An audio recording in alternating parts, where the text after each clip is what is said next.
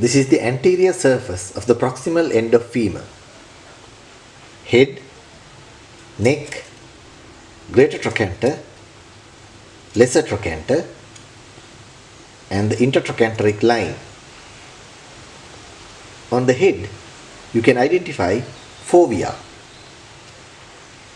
The ligament of head of femur, or what you call ligamentum teres, is attached to fovea of the head. If I turn this to the posterior surface now, head, neck, greater trochanter, and lesser trochanter. This is trochanteric fossa. Here is intertrochanteric crest. On the anterior side, you saw intertrochanteric line. On the posterior surface, you have intertrochanteric crest here. This is pectineal line. Here is gluteal tuberosity. And here, this is called linea aspera.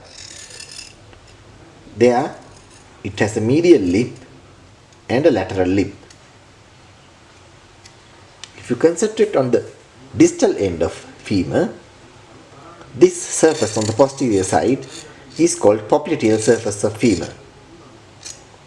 Lateral condyle, medial condyle, and intercondylar fossa. Lateral epicondyle and medial epicondyle, and adductor tubercle.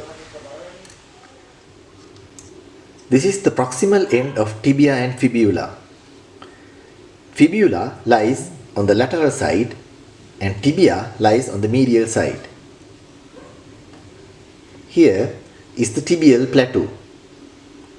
In the tibial plateau, you can identify the intercondylar eminence here. Medial to the intercondylar eminence is the medial condyle, and laterally there is lateral condyle of tibia. On the proximal end anteriorly lies the tibial tuberosity, to which the patellar ligament is attached. This is the head of the fibula, and here is the neck of the fibula. And these borders of the two bones are called interosseous borders. Interosseous membrane is attached to the interosseous borders. This medial border of the tibia is called subcutaneous border of tibia. It can be palpated immediately under the skin in that area. If you look at the distal end now, on the anterior surface, medially lies the medial malleolus, which is part of the tibia, and laterally lies the lateral malleolus, which is the distal end of fibula. And here is the distal articular surface of tibia.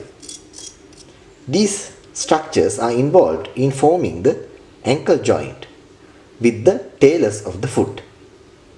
If you go back to the proximal end now and look at the posterior surface, on the posterior surface, in the proximal end of tibia, you can identify the soleal line. Soleus muscle is attached to the soleal line.